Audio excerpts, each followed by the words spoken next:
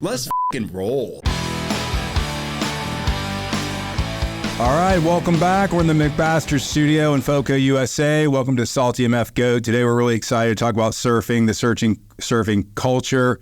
So today we've got Spencer Broome and Kurt Ehlers with us, who are the founders of Surf Atlanta. They've been doing a lot of things in the community around surfing, helping kids learn how to surf, whether it's wake surfing, wakeboarding, and they've come from a background in the love of surf. Fortunately, I got to surf in Panama earlier this year, which was really exciting because I'd never surfed.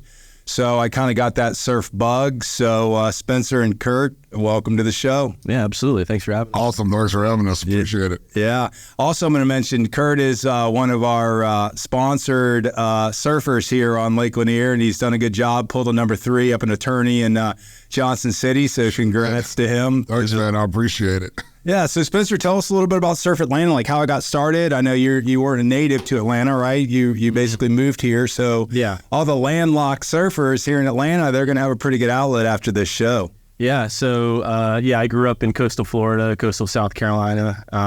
Spent most of my childhood and through college living along the coast, and then like a lot of people do in the Southeast, I moved to Atlanta for a job. Yeah. And then, life kind of takes care of itself. I met my wife, have a kid, and, we put down roots here in Atlanta. Been in Atlanta for about 10 years. And during that time, there's been this proliferation of wave pool technology over the past really 5 to 8 years where that's really grown. And then also during that same amount of time, you've really seen wake surfing and the lakes explode. And so coming from my background of surfing along the coast, I always followed the wave pool technology and the advancements there, and then started wake surfing as well because I wanted to scratch the itch of surfing inland. And so, starting to connect those dots is really what Surf ATL was born out of. So seeing the opportunity in wave pool technology, the technology's got really, really good. Where you can create all different types of waves for all different types of skill sets. Yeah. And then seeing how wake surfing has grown in our lakes and seeing that culture kind of being built out of it that I know from the coast. Yeah. Right. And to me, it is a foregone conclusion that a surf park and a surfable wave pool would be here in the greater Atlanta area, whether it was 3 years, 5 years, 10 years. And so Surf ATL was really born out of that, kind of putting those points together. Right. But what was important to me before we ever have a home for all of this is to create the community and connect different types of surfers, ocean surfers like me, wake surfers, paddlers, people who've never surfed before. So we've had plenty of folks like that. And so that's the 2 parts. We're working on the surf park project. And then while we're working on that, we're also building the community ever before we have a home for it. Yeah, well, I've seen, I've seen some of your videos where, a lot of guys that kind of lived in Atlanta and came from whether California or Florida or wherever they came from that surfed. You guys have been organizing trips like Dominican Republic and other areas, and y'all do some really good video footage of that, which I watched some of it. It was really cool. So, you've been working on this way before just because of your love of surfing. So I thought that was really, really unique as coming, going surfing and never being surfing in a country was like, I got the bug. I'm not going to, cut 10 or whatever anytime soon, but hey, I could get up and surf into the beach. So that was pretty cool. Yeah. And ultimately our vision statement is to connect, grow, and foster the joy of riding waves. Yeah. You've connected with the joy of riding waves, and anyone who does it in any form feels that connection. And so then what we want to do is introduce people to that and then grow it, right? Yeah. All the different forms, wake surfing, pool surfing, ocean surfing. We're actually planning there's a river wave down in Columbus, Georgia that we're planning on tackling that too over the next month or two. So yeah, there's so many different forms of wave riding, right? And so we want to connect all of those, and so anyone who's experienced any form of it knows the joy that's in there. And then once you have the bug, you're not getting out. No, yeah. Well, you talk about scratching the itch. There's so many guys that come out that are wake surfing now. We have a lot of ocean surfers who come out to all of our Sunday events and all through the winter who are like, hey, I can't just drive 6 hours on a whim, but every 2 weeks I can hop behind someone's boat and at least ride a wave. And it's been really cool. And then we've gone the other way. We've had people that have never done water sports learn how to wake surf, and then went on a trip to the Dominican, and they went from like zero water sports to now they've traveled globally to surf, and like don't miss a Sunday on Lake Lanier. It's been unreal how fast and how large the community is getting in a very short amount of time. Well, I mean, it's you know, it's kind of like, you know, not growing up at the ocean, you know, and I'm from Atlanta, but, you know, going on business trips to California, and I did some work with some Australian companies, and they all surfed, you know, and so I just kind of was like, you know, oh, it's cool and everything, but I mean, I think the culture itself, just kind of being outdoors, hanging out, the sun, the fellowship, I mean, it's all good. I mean, there's nothing negative about it, unless you're a local or not a local and you come in somewhere and garden people off. Yeah, that's not a good thing. But most of the people where we were, I mean, there were a lot of surfers in the water, a couple hundred surfers, and they were all like, they recognized like this big hairy guy, like really doesn't know what the hell he's doing. They're either staying away from us or they came up and gave you some tips. So I thought it was. It's a great culture. Yeah, no, it is truly a lifestyle. I mean, I think that's, you know, part of, you know, growing up and reading surfer magazines. I've met people in Atlanta who grew up in Atlanta, right, and started traveling to Florida or wherever because they started reading like a surfer magazine or saw a surf movie when they were 12, and they're like, oh, that looks so cool, that like lifestyle, and I want to connect to that. And so there's what's been awesome about the past, like, you know, year and a half is just meeting all of the different types of people, and where they come from and the different avenues with which they've, you know, found surfing, and then ultimately find Surf ATL. And that's the other super, I mean, Kurt kind of touched on it, is super gratifying part of seeing the community grow is people being introduced to each other that never knew of other folks like them. You know, and then also just connecting them to all these different opportunities, right? And so, you know, we're only scratching the surface, though. And so that's, you know, we've done a lot of work, and but we're barely scratching the surface on what we can do in the future. Yeah, so the listeners that don't know, I mean, I know a little bit about Surf ATL, and obviously Kurt, he's our most famous surfer right now. SaltyMF. The only one, you know.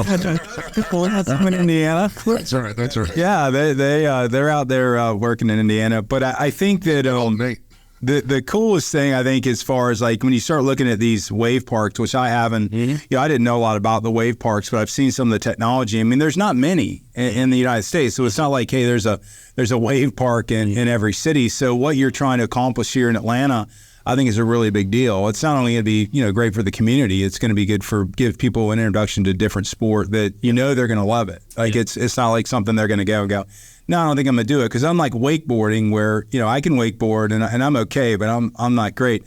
You know, when you wipe out on a wakeboard, I mean, it hurts when you're an old guy like myself. So surfing, I found you can't get hurt, but it wasn't quite as bad as being dragged behind a boat. Well, and you know, 22 miles an hour and catching a toe edge. There's a video I save on Instagram every time I think, oh, maybe I should go wakeboarding one more time. I watch a video of a guy my age catching a toe edge with a full scorpion, and I'm like, nope. Surfing's good for me. I'm going to stay in my lane. Get the Advil out, honey, and the couch ready, because I'm not going anywhere for a couple of days. So tell us about, like, I think it'd be neat for people to know just about the wave technology. Like what's, like, most people know where they've probably seen at a park where they get in and they get on a little boogie board. And that's not it. So, you know, tell us about that. So if you're watching or listening now, just type in Waco Surf into Google right now. So that is other than Kelly Slater's Willy Wonka factory, he has his own, like, you know, wave pool technology that he perfected. And you have to, it's not consumer facing, right? You gotta get an invite. But if you type in Waco Surf, this is the main consumer facing surf park in the United States. It's in Waco, Texas, between Dallas and Austin. And so if you go and see those images, what it is it creates a wave along this wall. So you paddle into it, and you stand up, you pop up just like you would in the water or in the ocean, and then you have about a 10 to 12 second ride. And which is a good ride. It's a good ride. But now, so Waco was very early. They've been around for a handful of years at least, and so where you're seeing wave pools expand now is become bigger, right? Where And Waco, it's all lefts. So if you're goofy footed, you're going front side the whole time. Right. If you're regular footed, you flip it and go rights the whole time. But these wave pools now are becoming bigger, so they have more throughput. Right. So more people in the water. You can do a split peak. People can go left and right off the same wave. Then you can have reform in the inside for beginners, kind of like what you see at the beach, right? A lot of times when you're at a beach and you're watching people surf, you'll see typically the more experienced people on the outside, and then less experienced people on the inside getting the whitewash. So a lot of the new wave pool technologies are advancing in that way. Yeah. And that's really why it has become, over the last few years, such a boom globally, and it's coming down the pipeline in the United States. There's a lot of projects under works because it's become, with the throughput, it's become more business friendly. But the other part of what we're trying to do is obviously the wave pool is a centerpiece of the development. Yeah. But we're gonna have food and beverage. We're gonna have lodging. We're gonna have other activities that also you can bring families out to enjoy the day, and then maybe you may pop in and surf. And if another part of the family doesn't want to pop in and surf, they can hang out and do some fun stuff too. So that's great. Things like going to ropes course, a regular pool, like, hey, you come here on vacation. One kid's going to go, because the other thing we have is 2 dock permits. So we'll also have wake surfing. Oh, that's awesome. Park. So, hey, I don't want to go in the wave pool. I want to go wake surfing, and you'll be able to sign up and have an instructor if you've never done it, or you just want to come out and pay your fee and go get reps behind a boat because you love wake surfing but don't have one. So there's going to be our multiple aspects. We're not just wake surfing now to get to the ocean surfing. There's going to be all sorts of things for everyone to do there. It's truly going to be a mixed use development centered around the wave pool, not a wave pool and nothing for anyone else to. That makes sense. Yeah. That makes sense. And I want that Salty there, our apparel. I'm going to be the whitewash level 1. So you got to get your level T-shirts up, right? But the beautiful thing too about the wave pool technology is that you can advance pretty quickly, right? It's that repetition factor. Oh yeah. So in the ocean, it's completely unpredictable, right? And that's still the beautiful part about the ocean, and why we still, even when we have, the surf park, we want to do trips. We want to continue to connect people who learn in the pool if they want to go on trips with us to the ocean, because it's still the ultimate proving ground, right? But in the wave pool, you can quicken that learning, that scale there, and so that's a huge opportunity when you're talking about 12 waves in an hour. Yeah, that's great. I mean, it's hard to do that in the ocean. Yeah, and I wanted to make a point though, like, so if you want to get involved and go on one of the Surf ATL trips now, I mean, the wave pool's coming and the park's coming, but the reality of it is if you guys have that now, so if someone wanted to look into that, they just go to Surf ATL and surfatl.com, follow us on Instagram or any of the social media, or like you said, YouTube. We put content out there regularly. We do surfer spotlights and everything. But absolutely. I mean, there's no time like the present to get involved in what we're doing if you're at all interested in surfing in any form. And it doesn't matter if you've never done it before. That's even better. Honestly, that's what we want to achieve. Yeah, and I tell you, I was going to say, like for me and my business partner, Paul from Salty, we never surfed before. So it's in Playa Venal in Panama on the West Coast. It's a great place. If you guys ever want to go there, it was beautiful. I think the coolest thing was, we're trying to catch as many waves as we can because, like you said, we've probably got like another 30 minutes. So y'all try to, and I was like, hey, hold on, fellas, everybody just stop. And we're looking back at Panama on the mountains and everything's just beautiful. I'm like I don't know about what surfers think, but like to me, this is the coolest part of being in the water. Yeah. But in Atlanta, I want to also say, because Kurt, I know you guys do a lot of Thursday weekend programs. Yeah, it's same thing, right? And you guys are going out on boats on Lanier and whatever. I mean, tell everybody a little bit about it, because it's not like you got to wait to get involved with Surf ATL. I mean, you can get involved now. And there's a plethora of things going on. So talk about some of the weekend things you guys are doing. 100%. We so every other Sunday. We just had an off Sunday yesterday. So this coming Sunday, and then every 2 weeks you can sign up. We have multiple volunteer boat drivers who come out. We try to put 5 to 7 people on a boat, and whether you're an experienced surfer who just needs to scratch the itch, or you're someone who's like, that looks cool, you can sign up on the website, and come out, and we put one of our early Surf ATL OGs, get someone who knows it, we'll put them on the back of the boat who's coaching, and then experienced drivers like myself who are going to make it as easy as possible for you to learn. And I mean, one day this past winter, we taught a guy who had never done it, 73 years old. We got him up all the way down to, we've had kids 11, 12 that we've taught, and everywhere in between, every walk of life. And it's not just the summer. Spencer started something that was one of my favorite things we did. We called it the 110 Surf Club, and that's adding your air and water temperature together. Below 110, you earned the sweatshirt. And we had some groups that really pushed it this winter. One group, and I hate that I missed it, they hit 89. There was 40 air, 49 water. Yeah, and fellas, get ready to be embarrassed. You're gonna have a little shrinkage. That's no nude surfing at those temperatures. Everyone's hitting the remote start on their truck, like as the boat's pulling up to the dock on those days, because it's actually once you get back in the boat on those cold days, so you're like, okay, I was okay while I was surfing. It was fun. My adrenaline going. Now I'm just sitting on a boat in 40-degree weather with a wetsuit. We grew up in Atlanta, so we would do the Chattahoochee plunge in February. When we were younger, you'd win a case of like Natty Lights or something if you did it. So we won that prestigious award. That's awesome. But we did that quite a bit. So, like, as far as, I don't want to get too much into like the financial side of it and whatever, but putting this together is a big project. Obviously, you got to procure land, you got to get all the financing involved. How is that, just that experience for? I mean, I know you're a business guy also, so you're not, surfers are business people too. Yeah, they have to be to make a living sometimes. So how's that process been?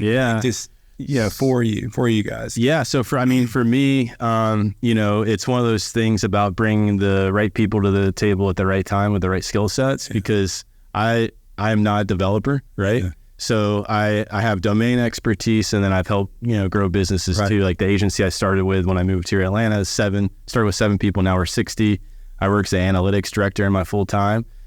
So business experience for sure, but what I recognize too is what I'm not good at. And so that's and what we've done is assemble a team of people who are good at various things, right? And so the development and pre-development aspects, the operational aspects, right? So like as we're going through site planning right now, from an operational perspective, are we thinking of everything, like are the lanes wide enough for pedestrian traffic? Right. How are we going to flow fun stuff? How are we going to flow people in and out? And so we have consultants on that front, and then we also have partners from a pre-development and financial aspect, so equity aspect and debt. And so, what we've done to date is raise an early round to get the ball rolling, right? And ultimately, like I said, we have the property. We're in our due diligence period. We're going through detailed site planning right now. It's looking really good and exciting. And that site plan is the next iteration to go to that next level of equity and financing, right? Because then, we're not talking about being, knowing 90% of what it's going to look like. Right. We're going to have 100% of what it's going to look like. And then, tying all of the adjustments to the pro forma and everything into that.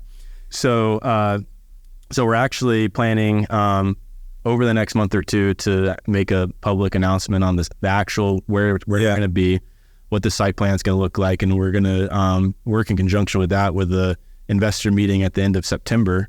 If for anyone in the area that wants to get involved and come hear about it more, and that will include people who've already invested, right, and potential investors as well.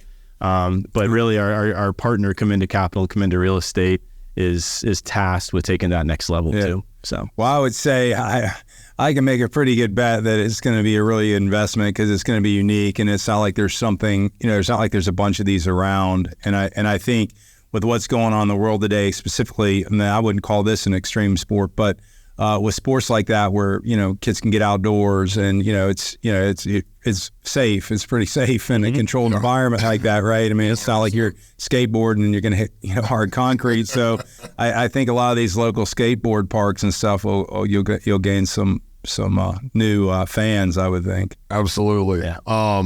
And it actually is coming up. Our friends at the Standard of Roswell are going to be giving us their patio to host the next round of investor people who are interested to come out and learn. It'll be at the Standard of Roswell on the 27th of September. 27th of September, right? 6 o'clock. And there'll be some network opportunity, talking to people for it, and then we'll be discussing, what the next round looks like and what the wave park and the whole development's going to look like for everyone who attends. Well, I would say people in the Atlanta area and even outside, I would think this would get people coming from, all over Greenville, areas like that. So it's not going to be just kind of an Atlanta-based thing. Is follow Surf ATL, and, they've got, newsletter lists, and follow them on Instagram. Yep. And if you're interested in that, keep up with it, because it's probably going to move pretty fast once it goes. But the other events that are local going on, you get involved in that right now. Yep. I'm interested in your next trip. So I think we could fill that up. So yeah, we got one in September going to the Outer Banks. We're going back to the Dominican Republic in December. We have a Costa Rica trip next July, and then we'll fill in a few more for next year as well. So in terms of domestic, and then for East Coasters, we're coming up on hurricane season, and that's when so many people make a run to the coast. You took the words out of my mouth. Yeah. Spencer and some of our other guys did some serious storm chasing last fall. Like, we had group texts going, all right, I'm checking this. And so we had guys going down to Florida, like some guys going, well, I'm going to go try and catch it when it comes here in North Carolina. But we had guys on a whim. Oh, yeah. Like, all right, I'm taking PTO tomorrow. A group of 4 of them hopped in their car and ran and found somewhere to stay to hopefully catch that hurricane coming through. It was pretty cool watching the last minute, hey, let's go. Yeah. We're driving down to Florida tonight. Well, y'all have done some good footage too. So on your YouTube, what's the YouTube channel? Because you've got some great, they were doing the storm chasers. Yeah. Dominican Republic. If you just type in Surf ATL, you'll find us. And I'll give a shout out to Austin and Joseph, who both do a lot of the content. Also, Sam Larson and Christian Bierke help out with that. It's great. It's great content. Yeah, it is. And you can find Joe and Austin, Real Impact Studios is Austin, and Joe Media Co. on Instagram. We are very blessed to have 2 guys who love to surf and the level of talent they have to put together. I do it for fun, and Spencer puts some stuff together. We can, but what we put together compared to what they do, it's next level. Yeah, they're our open heart media with Zach and team. They do a good job too of what we're doing. It's amazing what a good video or good footage and good photography, and Austin does a good job for us as well. But so I always ask people, you're landlocked here in Atlanta now. Mm-hmm. You grew up for the love of the ocean. What's your favorite moment? Probably surfing or around surfing, personal, not location or whatever. What was your favorite moment? And there might be 100 of them. Yeah, was there one? To me, it just the things I always think about are the sessions that you just have with your friends, right? And you're hooting them on in and out of waves, and and it doesn't even mean that the waves are really good, right? I grew up on the East Coast. You got a small window when the waves are really good, but I think back to the sessions I have at home with guys that I'm still friends with today. And that's the part that is exciting to fast forward into the future. I think when we're talking about doing what we want to do here in Atlanta, is surfing for me, when I started at 12 years old, framed so much of my worldview. It framed how I traveled. It framed my friend group, and and friendships that continue now. I text with guys that I went to middle school and high school with, and talk about trips all the time, and we're always pumped to get back to surf together. So to me, it's just always comes back to those relationships. And so when you fast forward 10 or 15 years, opening up that opportunity to kids, right, a 12-year-old here in Atlanta who otherwise would have never experienced surfing, and figuring out how to lower the barrier to entry for them to try it at the surf park and give them that access. And then maybe the, basketball, football, baseball, the traditional stuff just isn't for them, right, but they connect with surfing, and who knows where it goes from there, right? And you mentioned the local and regional play. surfing's in the Olympics now, right? For the first time a couple years ago. And wave pools are going to be qualifying events for pro tours as well. And so someone who, learns to surf in a landlocked area in a wave pool, 100% can translate that to the ocean and become a pro surfer. And so that's cool. That's the opportunity and the exciting part. And if you can change some kid's life that never would have otherwise experienced it, that's the pinnacle to me. So it's camaraderie too. I mean, it's like when we were little, BMX was big, ride the BMX bikes and stuff. And it's that kind of camaraderie where some of those guys went on to be pros. Some of us, we're not very good at it. We weren't. And the community we're creating with Surf ATL, I mean, the number of guys that 18 months ago I'd never met, Spencer being one of them, and now I've got all these guys that I talk to all the time and come to other wake surfing things. I also work with Pool Water Sports, and they are held with Surf ATL and involved. And so there's guys that I met through Surf ATL who now come to Pool's Thursday surf night. And all of a sudden I've got this whole new group of friends that were, the joy of riding waves. And that's the whole point of this. And it's unreal, the friendships and the depth of friendships that I mean, when I met Spencer, he didn't have a kid. Now he's got a baby boy who I've met, who's come to Surf ATL business meetings with us before. So it's like I watched Spencer go from not being a dad to being a dad. We've got guys that have gotten new girlfriends or dealt with breakups and getting behind the boat and surfing. The mental health aspect on the boat with beer and as someone who struggles with anxiety and depression, there are days that when we go out on the water at 6 p.m., I'm feeling a whole lot better, in mental health aspect than I am before I got on the boat. It's unbelievable. Not just the camaraderie, but they say that you have to see and be around water every so often. It's good for your having a bad day. When you jump off that swim platform, you hop on your board and paddle out, it's an immediate mental change. Yeah, I was going to say, I think the best part I had about was getting in the Pacific, which is colder. For sure. I grew up on the Pacific. The Atlantic or Gulf, so if you're used to hearing going to the Gulf, and that water's pretty warm. But that was my favorite. We'd get up early to try to catch waves. We'd be up at 6, and that was my, getting in that water, this is gold. But like once I just, immersed myself in it, it was like just, give you that jolt. You're ready to go. I wanted to ask you, Kurt, because I know, I'm a lot older than you, but it's interesting. Like, you're around your 40s, right? So I'm around my 50s, going on the top 50s. But so I think it's really neat how like you didn't always have this passion for it. You didn't really know about it, and like I've watched you just kind of immerse yourself in it and find joy in it.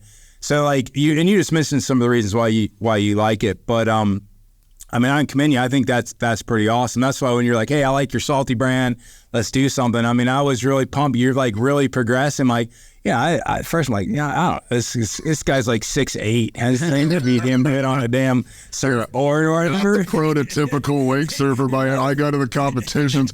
I'm standing on the third place podium. I'm the same height as the other guy, number 3. Right.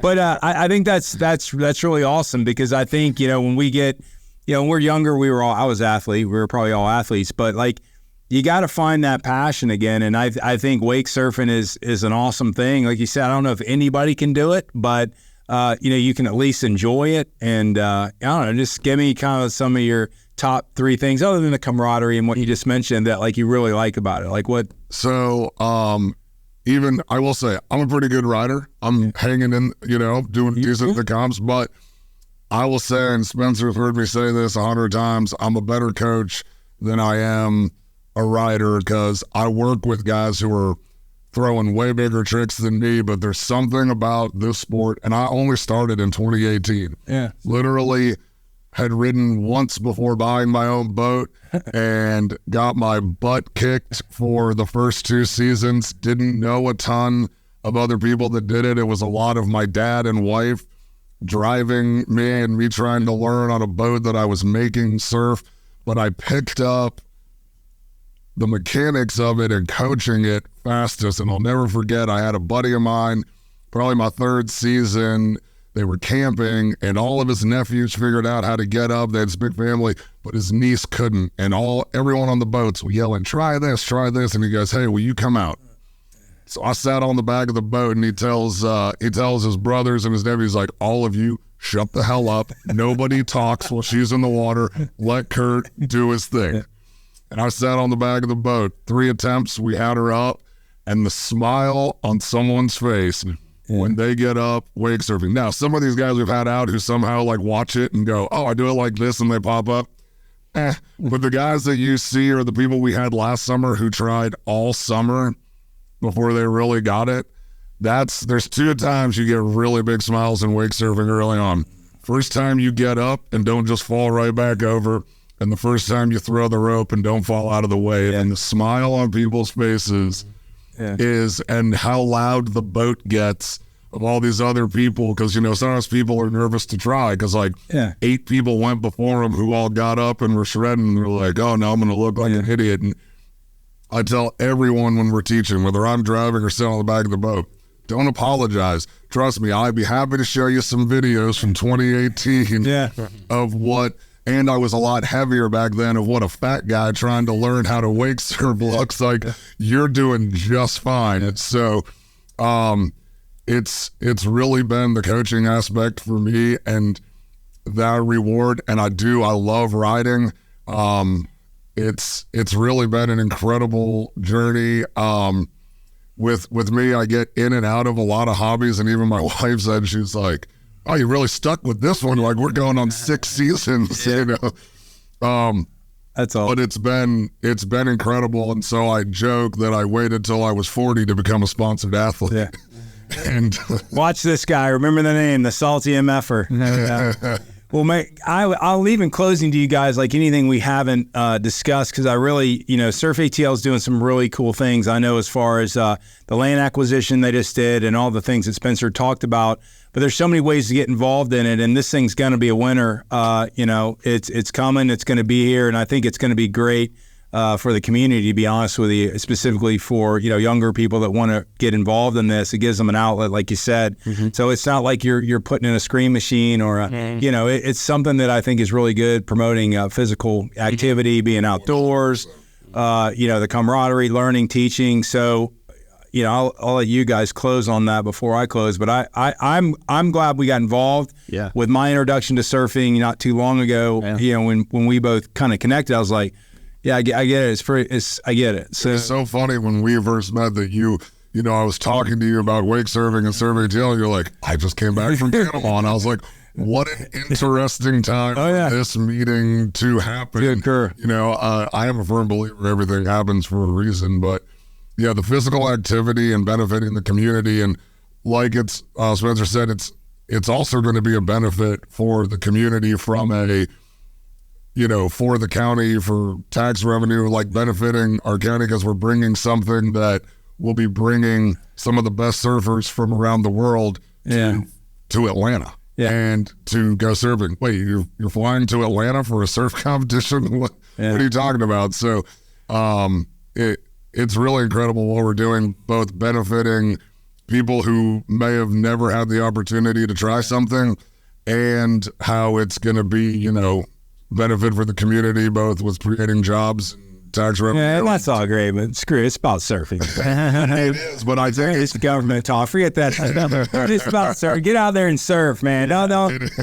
Yeah. So what? Yeah, I mean, I think the last thing I would touch on that we didn't speak specifically about is that we do want to be like, there's surf communities that pop up along river waves in Germany. If you type up like river wave in Germany on That's YouTube. Crazy. And so like there's these little like pockets of surf culture that pop up in places that you wouldn't expect. Right. And so when you think about doing it here in the greater Atlanta area and inland Georgia, it doesn't seem like it makes sense, but it will. And so I think what we want to do is as a byproduct of having a home for all this and what we're trying to create from a community and culture standpoint is we're going to create our own greater Atlanta and Georgia surf culture, right? Inland surf culture. And so, and we want that to be a reflection of all of the people here, and make it feel like Georgia. and that's part of the site planning too. We're not going to throw up a bunch of palm trees and make it feel like Malibu. Yeah. And it's also the decision around food and beverage and get free Georgia peanuts and peaches when you come in. Hey, because get you some onions for Vidalia. Because like when you travel for surf, you want to get a feel for that place, culture, right? And so like when people come here and visit us, we want to give them a taste of what we're about and in our area. And so, everything that we're viewing is through that lens of community, culture, and authenticity too. And so yeah. And then, I mean, the last thing I would say is like what you said, don't hesitate to get involved in whatever form that is. Like if you have an idea about something we should be doing, or you think we can create a new program or a new partnership, like reach out. Like I'm all about that. That's awesome. So yeah, I'd encourage Salty Nation out there, get involved with it if you're locally, obviously. But I mean, obviously Waco has a big park, so that's culture out there. So you can start looking at how that is, what it is. So get involved somewhere. Try to surf if you can. If you can't, you can always wakeboard or get behind a boat and wake surf. So there's a lot of outlets to kind of prepare for Surf ATL that's coming, which we're really excited about it. You can also get your Surfers Keep It Wet shirt at SaltyMF.com. This was in honor of the surfers that have that kind of mentality. So today we were talking to Spencer and Kurt about Surf ATL. Get involved online. You can check them out on YouTube. They've got some killer videos on trips they've taken to the Dominican Republic, storm chasing, as Kurt mentioned. Get your kid out behind a boat, if anything, or maybe you can go surf down in the river down there where they're. Yeah. I want to see that. I don't know if I'm going to try it. We're going to take some guys down there to grab some of the content. We've been talking to a guy who surfs it all the time, so he's going to kind of lead us a little bit, so we're not going in blind, but yeah, it'll be fun. That's awesome. Yeah. Spencer, Kurt, I really appreciate it. It's been awesome. So, hey, Salty, get out there. Get your surfboard ready or get your board ready. Get behind a boat. If not, get up to Lake Lanier with Kurt. His team will take you out. We appreciate it. We'll see you next week. Let's go.